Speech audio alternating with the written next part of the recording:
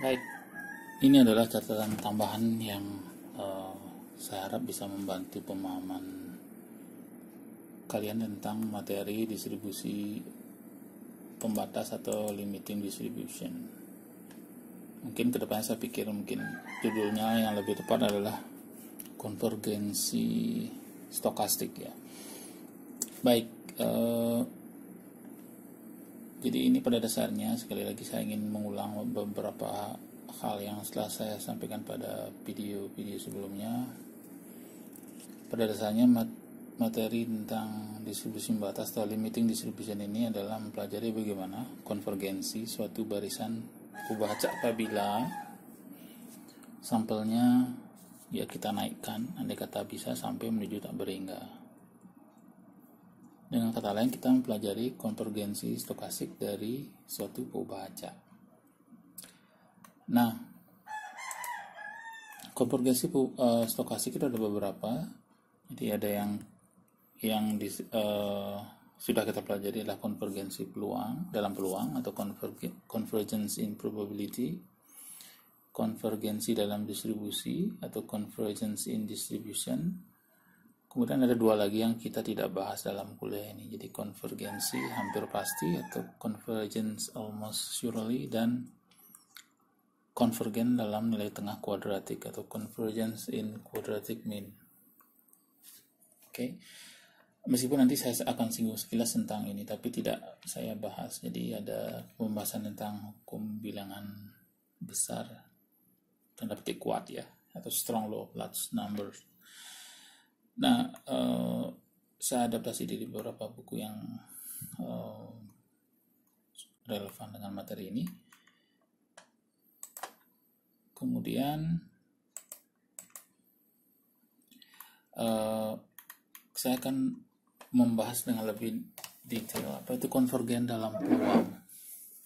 Nah, jika Xn adalah satu barisan pembaca ya dengan n dari 1, 2 dan seterusnya, X adalah pembaca yang kita definisikan pada ruang peluang omega A dan P, dengan omega ruang sampel, A adalah kelas atau keluarga kejadian, dan P adalah fungsi peluang. Nah, konvergen dalam peluang itu pada dasarnya adalah kita membicarakan bagaimana kalau Xn ya kita hitung sekali lagi limit dari suatu peluang, limit n menuju tak hingga dari peluang ya dalam harga mula Xn dikurangi X untuk lebih besar sama dengan epsilon, untuk epsilon yang positif itu sama dengan 0. Nah, jadi pembaca X secara formal dikatakan konvergen dalam peluang atau converge in probability ke X jika untuk semua epsilon positif limit n menuju tak berhingga dari peluang ya harga mutlak dari selisih Xn dikurangi X lebih besar atau sama dengan epsilon, itu nilainya sama dengan 0. Atau bisa kita nyatakan ekuivalen dengan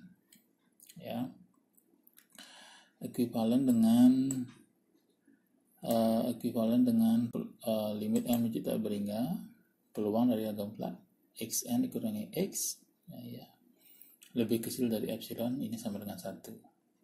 Nah, ini adalah hanya sifat dari peluang ya, bahwa kalau kita jumlahkan ini dan ini sama dengan 1 gitu ya, jadi saling melengkapi. Nah, kita bisa tulis Xn tanda panah X atau kemudian di atasnya diisi simbol P yang menunjukkan bahwa dia konvergen ke dalam peluang ke sesuatu ya. Jadi dalam hal ini Xn konvergen dalam peluang ke X. Nah, apa arti dari Xn konvergen dalam peluang ke X? Ya, kita bisa artikan bahwa selisih atau beda dari ini tadi Xn dikurangi X yang kita bisa katakan beda dari massa ya, kalau dia merupakan massa dari suatu peluang atau densitas dari suatu peluang, konvergen menuju 0. Ini ya definisi ini awal. Ya, jadi ininya semakin selisih ini semakin kecil lah gitu, menuju nol, hampir tidak ada, berarti kan dia konvergen ke sesuatu gitu ya idenya. Nah, bisa jadi juga limit dari Pubahaca X itu ya, kalau kita dalam menggunakan statistika dalam aplikasi yang ini kalau kita nanti menggunakan dalam terapan bidang lain, maksudnya masih dalam statistika, nilai limit Pubahaca X itu bisa jadi adalah suatu konstanta. Artinya X adalah Pubahaca yang merosot seperti yang ada pada contoh-contoh sebelumnya, atau degenerate pada suatu konstanta A. Dalam hal ini kita bisa tulis sebagai Xn konvergen dalam peluang menuju A. Jadi A ini adalah suatu bilangan gitu.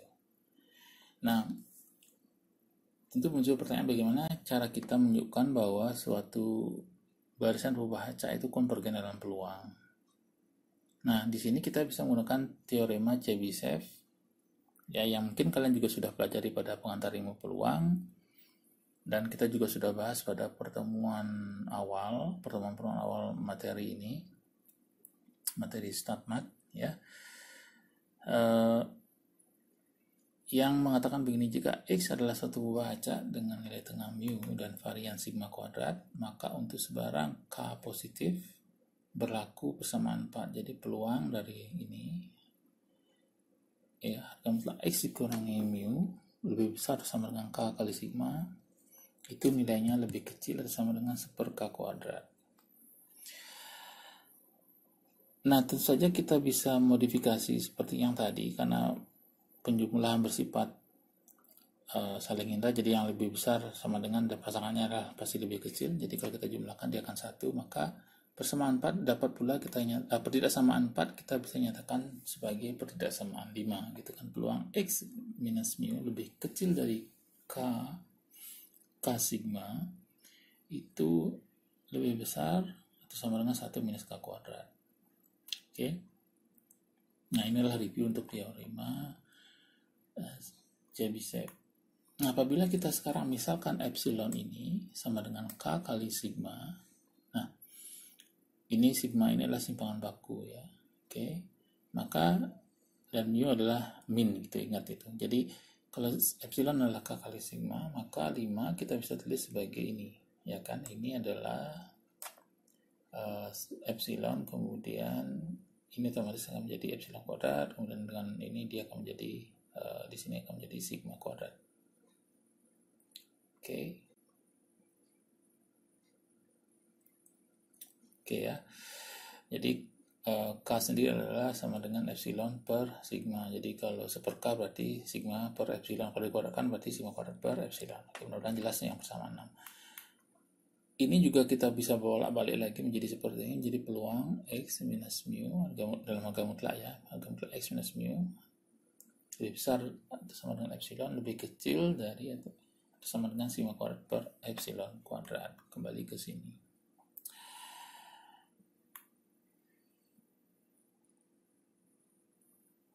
Baik, nah sekarang saya misalkan ini ya, ini ada contoh pada yang saya katakan pada video sebelumnya, saya akan jelaskan di sini. Jadi misalkan Pubahaca YN berdistribusi binomial dengan parameter NP. Nah, kita disuruh membuktikan YN dibagi N atau YN per N konvergen dalam peluang ke P.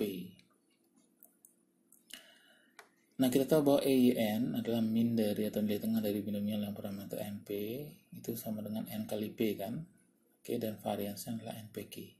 Nah, di sini saya pikir kalian tinggal menggunakan hasil apa yang sudah kita pelajari dalam materi, misalnya distribusi peluang khusus gitu ya. Jadi gunakan saja itu, kita tidak perlu menghitung lagi. Nah, sekarang kita ekspektasi dari EYN per N ya. Ingat, EYN itu indeks, bukan Y kali N ya, jangan sampai salah nanti. Jadi EYN dibagi N adalah sama dengan 1/N kali ekspektasi YN. Oke. Nah, 1/N kali ekspektasi N berarti NP per N sama dengan P. Kemudian variansnya adalah, nah di sini N adalah suatu konstanta Jadi dia akan sama dengan, kalau varian dari suatu konstanta, varian dari AX katakan, kalau A-nya konstanta maka dia menjadi A kuadrat kali var X. Kalau A-nya adalah 1/n gitu, berarti kan jadi 1/n kuadrat kali var YN. Nah, var YN nya sendiri sudah kita tahu bahwa dia sama dengan N kali P kali Q. Berarti varians dari YN per N itu sama dengan 1/n kuadrat kali N kali P kali Q. Ya, kalau kita lakukan operasi ini yang sama saling meniadakan, maka dia akan menjadi P kali Q per N. Nah, kalau kita gunakan definisi konvergen dalam peluang dan gunakan tidak sama siap-siap, maka kita perlu dari pertidaksamaan 8 dari limit N menuju abringnya PYN dikurangi P lebih kecil epsilon, ya, bandingkan dengan ini, ya, persamaan 6, ya, variansnya adalah ini tadi, ya, PQ per N. Oke, PQ per N, ya, PQ per N, dan ya, PQ per N, ya, PQ per N, ini PQ per N variansnya atas 5 kuadratnya ini dan epsilon. Di sini harusnya epsilon kuadrat, ya, baik. Di sini harusnya epsilon kuadrat, tapi ini tidak mengubah arti, ya. Oke. Ini epsilon. Oke. Nah, itu sebagaimana N menjadi abringnya, maka P kali Q per N kali epsilon. Jadi abaikan yang lain karena N-nya pasti akan menuju 0. Oke, epsilon tidak pernah negatif, dia selalu positif, jadi ini kita tidak perlu khawatir di sini terjadi pembagian dengan 0. Jadi pada epsilon tidak mungkin 0, ya, dia diasumsikan, ya, positif seperti kita lihat lagi di sini. Oke. Baik. Mudah-mudahan cukup jelas yang di sini, ya. Jadi kalau tidak jelas, kalian bisa posting di grup mata kuliah atau japri saya lagi. Nah, dengan demikian kita dapat membuktikan bahwa YN konvergen dalam peluang probability ke P. Ya, ini kebetulan simbolnya sama, ya. Jadi ini maksudnya konvergen dalam P. Nah, sekarang saya lanjutkan ke hukum bilangan besar. Tadi saya membahas sekilas apa ya hukum bilangan besar pada video yang sebelumnya. Jadi secara garis besar ada 2 hukum bilangan besar yang lazim dibahas, ya, meskipun ada versi lain lagi. Hukum bilangan besar lemah atau weak law of large number, disingkat WLLN, ya. Saya masih gunakan inisial Inggrisnya. Kemudian hukum bilangan besar kuat atau strong law of large number. Nah, hukum bilangan besar lemah atau weak law of large number atau WLLN ini mengatakan begini. Jadi jika Xn adalah suatu barisan peubah acak. Oke, ini barisan peubah acak, ya.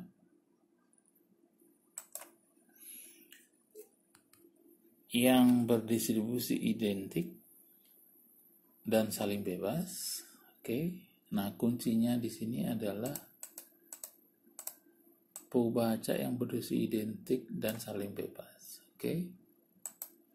Ini menjadi bagian penting karena akan berakibat pada asumsi yang kita gunakan untuk menunjukkan bahwa dia memang konvergen seperti ini.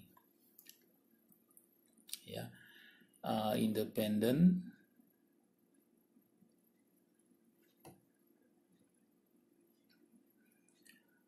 IID, ya, independent and identically distributed. Nah, asumsi ini penting karena independen mengakibatkan kebebasan, hubungannya dengan perhitungan momen kedua, terutama variance, covariance.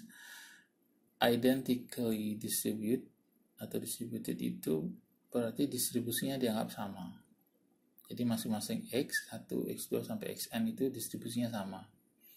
Kalau berubah-ubah atau berbeda-beda tidak bisa kita hitung ya. Jadi itu adalah asumsi penyederhanaan yang lazim digunakan. Nah, sekarang dianggap nilai tengahnya mu dan varian sigma kuadrat. Nah, mu dan sigma kuadrat ini bukan berarti harus normal ya. Mungkin ada distribusi yang lain yang memiliki nilai tengah mu dan varian sigma kuadrat. Jadi itu hanya simbol yang lazim digunakan juga. Mudah-mudahan kalian tidak bingung. Nah, sigma kuadrat ini berhingga artinya. Kalau dia lebih kecil tidak berhingga berarti dia berhingga. Nah, sekarang kita tertarik dengan x bar n yang sama dengan per n kali sigma i sama dengan 1 sampai n xi, atau rata-rata dari sampel data ya, atau data sampel ya. Nah, tanda sekali lagi n itu hanya menunjukkan bahwa kita menggunakan jumlah atau ukuran sampel tertentu ya, di samping mengindikasikan juga barisan dari pembaca. Nah, di sini kita hitung dulu ekspektasinya. Jadi arahnya di sini adalah kita akan menggunakan untuk membuktikan ini menggunakan pertidaksamaan Chebyshev. Jadi kita hitung dulu rata-ratanya seperti ini, per n kali sigma ini. Nah, di sini tidak perlu asumsi kebebasan karena dia hanya ekspektasi biasa, bebas atau tidak bebas dia tetap bisa kita lakukan seperti ini. Nah, yang membuat beda tadi adalah karena dia diasumsikan IID atau independent, dan nah di sini peranan identik tadi, kata identically distributed, jadi dia min-nya dianggap sama gitu ya, mu tambah mu dan seterusnya sampai mu, dan ini kita tahu ada sebanyak n. Oke. Jadi akan terjadi x bar n itu per n kali mu sama dengan mu. Nah, nanti kalau kita belajar sama 2 ini namanya bersifat tak bias gitu ya. Oke. Nah, ini sebagian kita sudah pelajari bagian awal dari pengambilan sampel berdasarkan yang menjadi materi berikutnya nanti pada pertemuan minggu depan mungkin ya. Nah, berdasarkan asumsi itu saling bebas, kita tahu bahwa kalau dia saling bebas maka dalam konteks itu covariance-nya xi dan xj sama dengan 0 untuk i tidak sama dengan j. Jadi kita hitung sekarang variance dari x bar n adalah varians dari per n kali sigma ini. Oke. Nah, di sini ada per x1, per x2 dan seterusnya. Nah, di sini ada 2 kovarian x1, x2, x3 dan seterusnya sampai xn minus 1 dan xn. Nah, di sini penting untuk saya katakan bahwa kalau di sini nilainya 0 karena dia asumsi saling bebas tadi. Kalau dia tidak asumsi atau asumsinya tidak saling bebas, ya, ini tidak sama dengan 0 gitu ya. Oke, misalnya dalam analisis deret waktu atau time series ini tidak selalu dianggap saling bebas, jadi bisa jadi akan membentuk covariance. Oke. Nah, kalau kita lanjutkan, kita hanya tersisa dengan ini saja. Pada dasarnya ini sampai di sini. Karena ini sendiri, ya, saya beri tanda ini sendiri.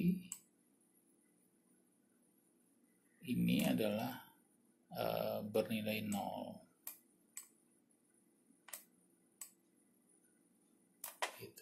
Oke, baik.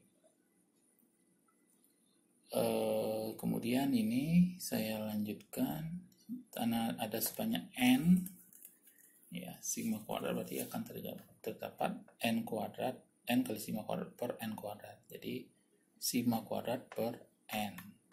Dengan demikian untuk setiap epsilon positif kita bisa gunakan pertidaksamaan Chebyshev, sehingga limit n menuju tak berhingga dari ini, ya, ini hanyalah trik untuk dia mengalihkan satu, jadi sebenarnya tidak perlu kalau kita menggunakan bentuk yang tadi. Jadi ini akan menjadi, jadi kita menggunakan bentuk salah satu ya, manapun boleh digunakan, mungkin ini boleh, ini juga boleh ya, karena sama saja. Yang jelas tandanya yang ini yang harus diperhatikan, mana yang lebih besar lebih kecil, kemudian di sini mana yang lebih besar lebih kecil atau sama dengannya gitu ya.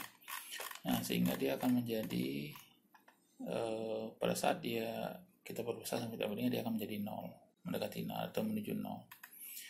Jadi nama lemah atau weak itu muncul karena teorema ini mensyaratkan keberadaan momen kedua. Ya, artinya varians itu termasuk momen kedua dan ini dianggap harus berhingga. Itu yang jadi poin pentingnya. Nah, teorema ini pada dasarnya mengatakan bahwa semua massa distribusi X bar konvergen ke mu sebagaimana n menuju tak berhingga. Dengan kata lain, untuk n besar, X bar akan dekat dengan mu. Nah, tentu saja seberapa dekat dan seterusnya ini dipelajari dalam teorema limit pusat. Ya, yang nanti kita lihat sekilas idenya seperti apa. Tidak fokus ke pembuktian ya, karena ada penggunaan fungsi karakteristik yang tidak kita bahas dalam mata kuliah ini. Nah, versi kuat, ya tadi saya mengatakan ada versi lemah dan ada versi kuat, atau versi strongnya, strong dari ini memerlukan konsep konvergen hampir pasti ya. Saya karena tidak bahas di sini, ya tapi mirip definisinya seperti ini, tapi perhatikan di sini ada tanda limit di dalamnya. Untuk memberikan penekanan yang berbeda dengan yang tadi. Kalau yang tadi limitnya ada di luar, yang sekarang limitnya ada di dalam. Ini hal yang berbeda ya. Oke, saya skip aja. Saya hanya membahas bahwa di sini ada strong law-nya yang tadi kita bicarakan, yang weak law of large number. Ya.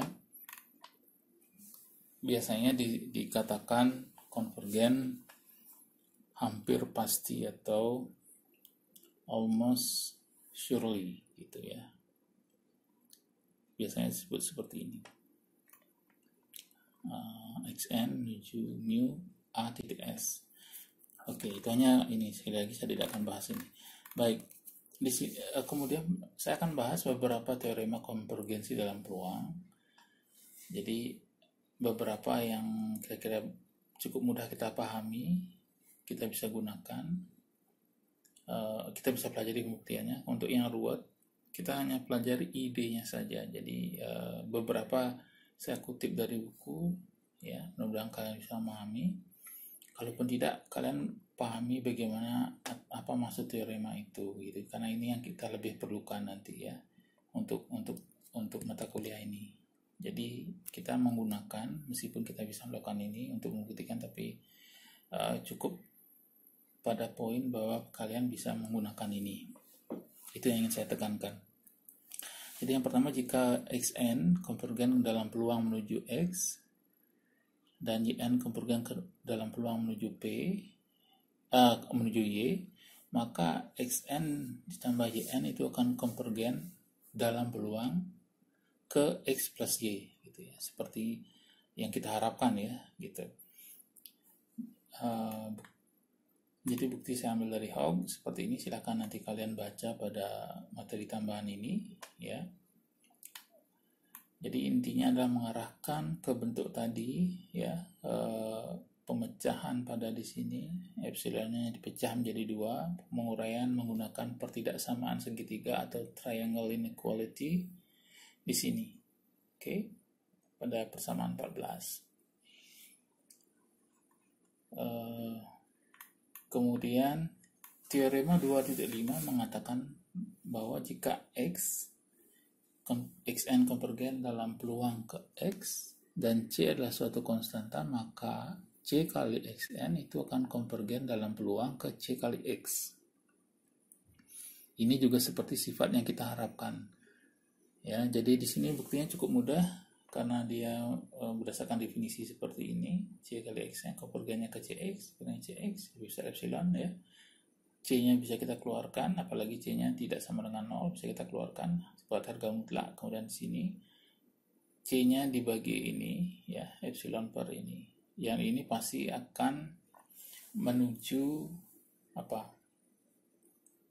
Ya, menuju konvergen menuju 0 pastinya. Karena ini tidak mungkin negatif, karena ini yang positif, ini juga pasti positif yang harga mutlak C.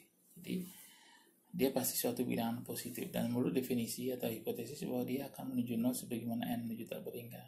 Oke. Nah, kemudian yang teorema 26 jika xn konvergen dalam peluang ke suatu konstanta C dan terdapat suatu fungsi real continue G ya pada C, jadi ada suatu fungsi G yang kontinu pada C, maka kita bisa hitung konvergensi dari suatu fungsi dari itu barisan itu. Jadi Gxn dia akan konvergen dalam peluang menuju Gc ya. Jadi di sini memanfaatkan beberapa sifat kalkulus ya, mungkin epsilon delta, argumentasi epsilon delta. Oke, kurang lebih seperti itu. Nanti ada contoh untuk perjelas. Kemudian ada teorema 2.7, jika xn konvergen dalam peluang menuju x dan g adalah fungsi kontinu, maka gxn konvergen dalam peluang menuju gx. Oke. Nah, berikutnya kalau dia xn konvergen dalam peluang menuju x dan yn konvergen dalam peluang menuju y, maka xn kali yn konvergen dalam peluang menuju x kali y. Jadi sifat-sifat yang dalam teorema ini seperti sesuatu yang kita harapkan ya. Jadi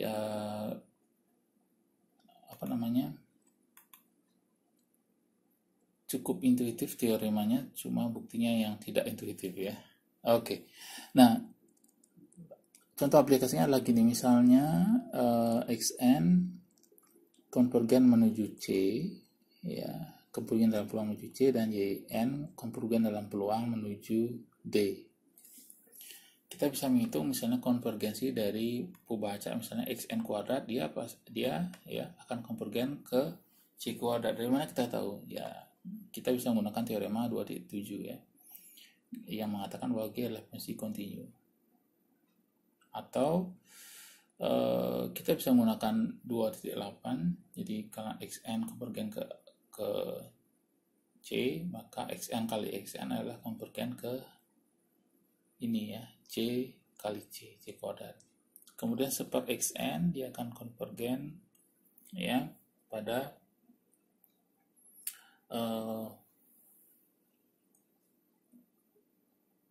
secara peluang pada seper c ya, jadi asalkan c nya tidak sama dengan 0. Kemudian demikian pula dengan beberapa konvergensi, contoh konvergensi yang lain ini. Jadi ini sudah jelas xn kali n dia konvergen dalam peluang ke c kali d, persis seperti ini.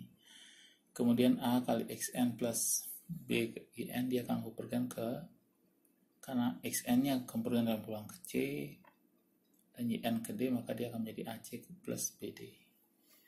Kalau akar xn dia akan konvergen dalam peluang ke akar c, asalkan c nya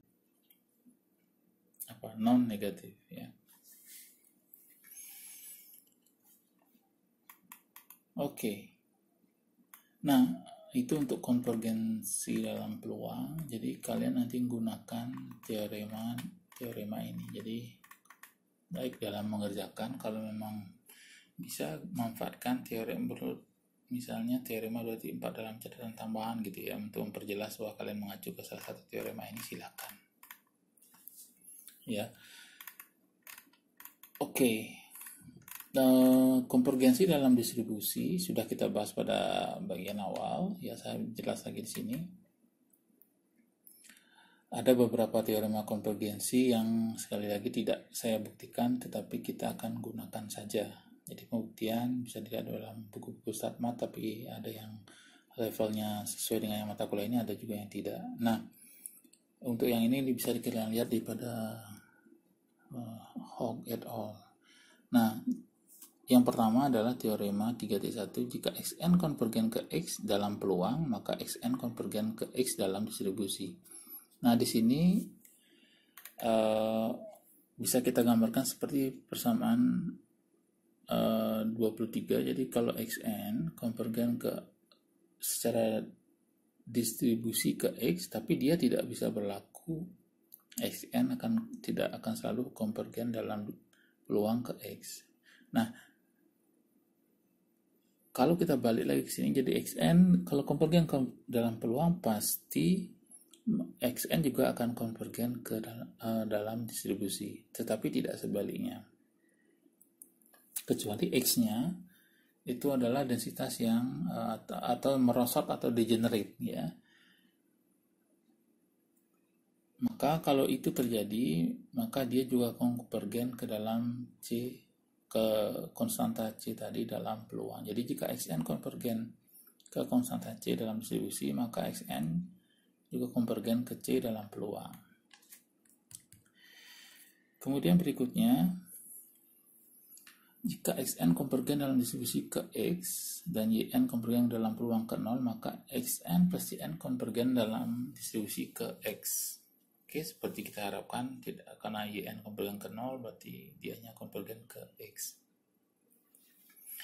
Nah, jika Xn konvergen ke X dalam distribusi dan G adalah suatu fungsi kontinu dengan pendukung atau support X, maka Gxn konvergen dalam distribusi ke Gx. Oke, nah di sini support adalah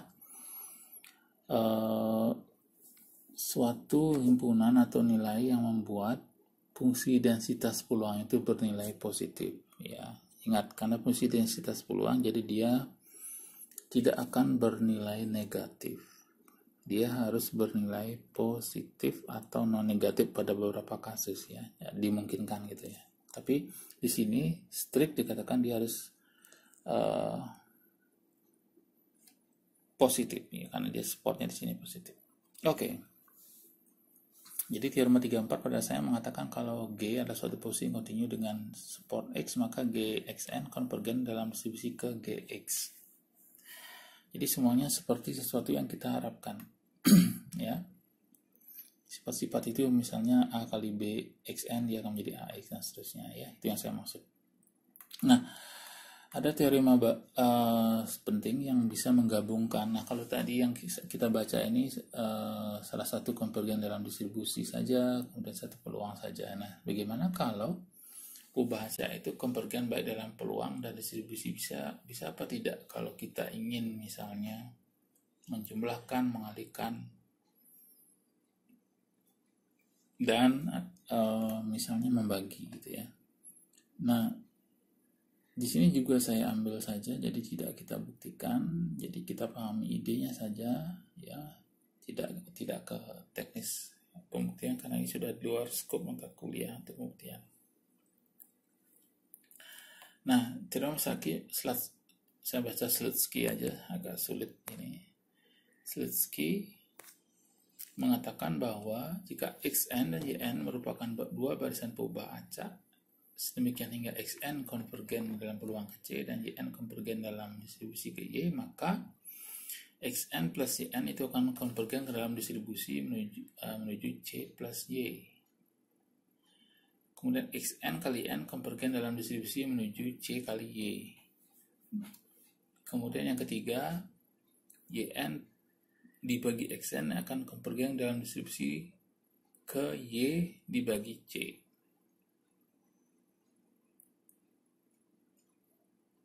Dengan catatan C yang tidak sama dengan 0. Jadi di sini kalau kita lihat semuanya menjadi konvergen dalam distribusi. Itu yang mungkin perlu kita catat. Nah, contoh-contoh bagaimana ini nanti akan kita ini sambil di kelas kita bahas secara virtual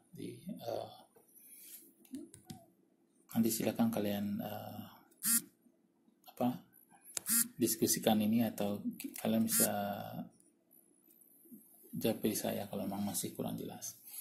Nah, teorema pusat itu saya tambahkan pada lampiran. Ini ada beberapa contoh, hanya ada 2, yang lainnya sudah banyak di materi ya. Silakan kalian coba nanti ya.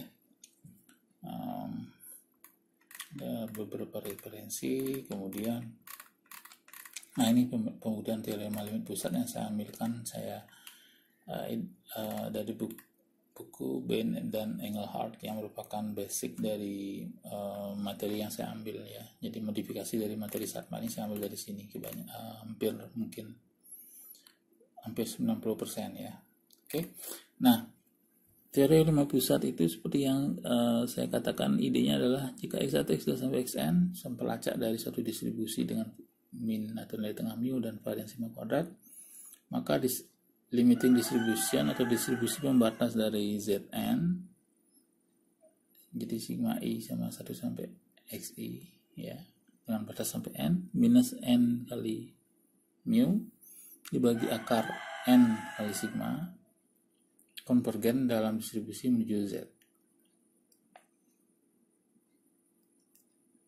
Z atau normal baku atau normal standar atau normal 01 sebagaimana n menuju tak berimbang.